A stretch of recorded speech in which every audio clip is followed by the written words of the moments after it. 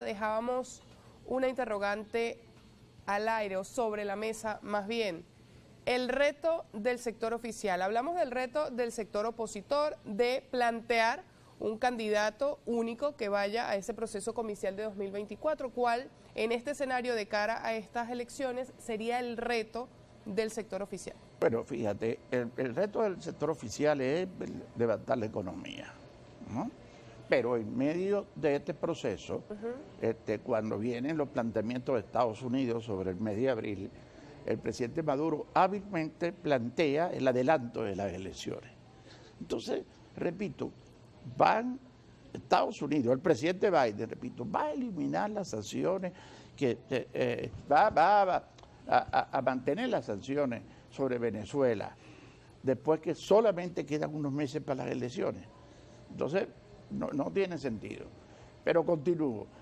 Esa parte en la cual el reto del sector político es la economía para mí, que tiene muchos problemas. No es posible que 640 empresas del Estado las tenga el Estado para llevarlas adelante y la ha tomado el sector privado.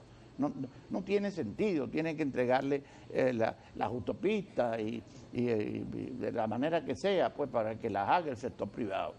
Ahora, en el plano estrictamente político, evidentemente que el camino que lleva el Ejecutivo Nacional es llevar al presidente, que no está bien en las elecciones, llevar al presidente al proceso electoral.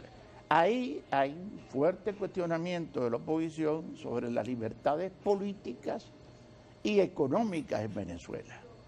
Y ese es el gran reto de la oposición, garantizar las libertades políticas y económicas para que no estén enfrentados no solamente a la oposición en Venezuela, sino a los países del mundo con este tema. Ahora hablemos de las popularidades en ambos sectores. ¿Cómo ven los liderazgos de un sector y de otro?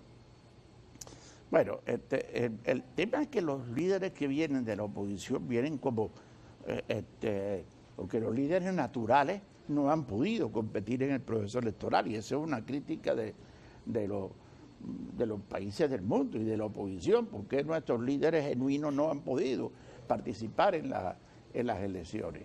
Entonces, ahí el liderazgo está complicado.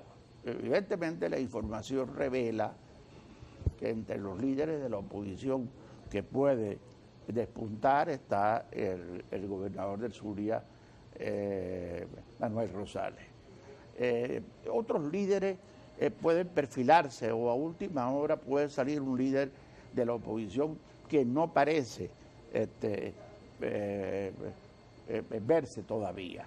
Cuanto a los líderes del sector oficial, está claro que el presidente Maduro en una oportunidad se pensó que el presidente Maduro podía colocar a Delcy Rodríguez, que ha hecho un trabajo extraordinario, tiene los ministros y los viceministros son PhD, o sea, graduados de universidades del mundo en el área económica, que ella pudiera llevar adelante pues un proceso de continuación del liderazgo de Chávez, al fin y al cabo, que es el liderazgo de Chávez.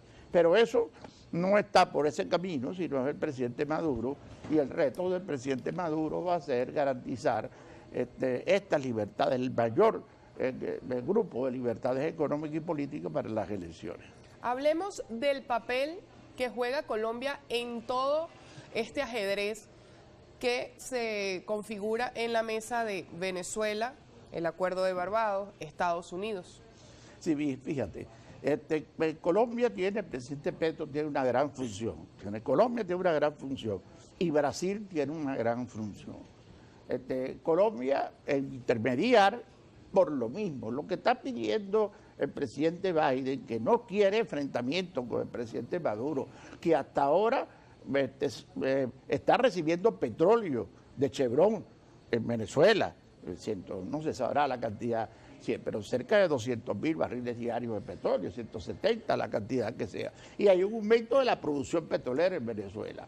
Entonces la intermediación del presidente de Colombia para que la oposición pueda sentirse con las libertades necesarias para ir al proceso electoral.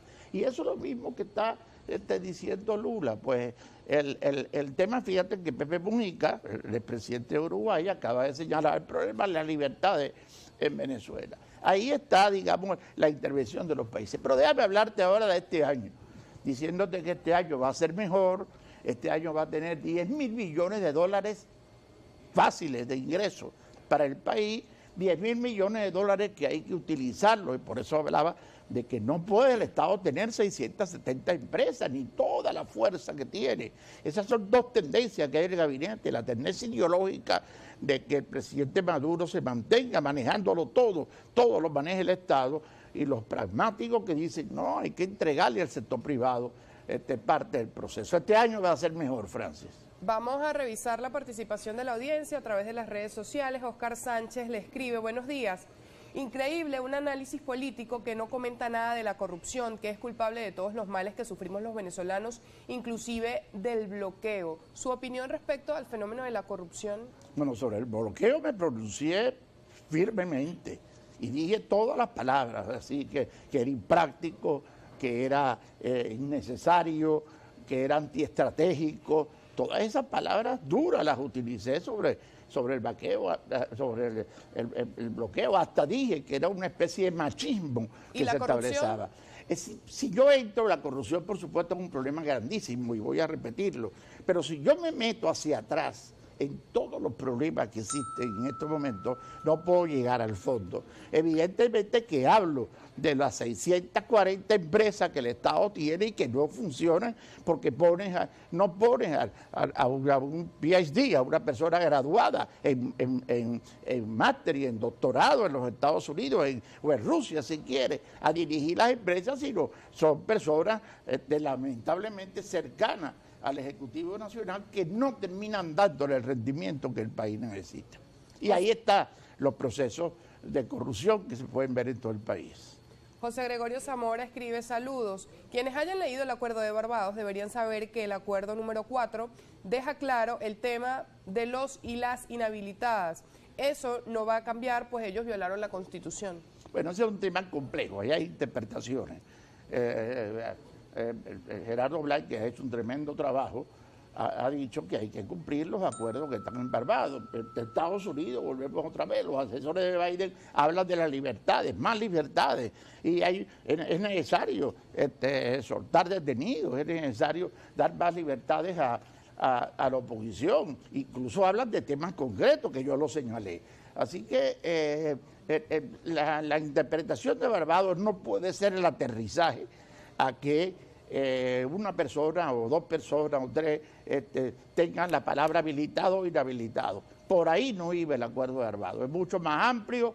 Evidentemente es criticable que no haya las libertades para cualquier candidato que quiera hacerlo como de la oposición, pero el tema de fondo es mayores libertades en Venezuela. ¿Cómo afecta las relaciones internacionales y el acuerdo de Barbados la detención del activista de derechos humanos Rocío San Miguel? Pregunta Ramón Ramos. Bueno, cualquier decisión, repito, en el tema de las libertades económicas y políticas en Venezuela mueve el rechazo internacional.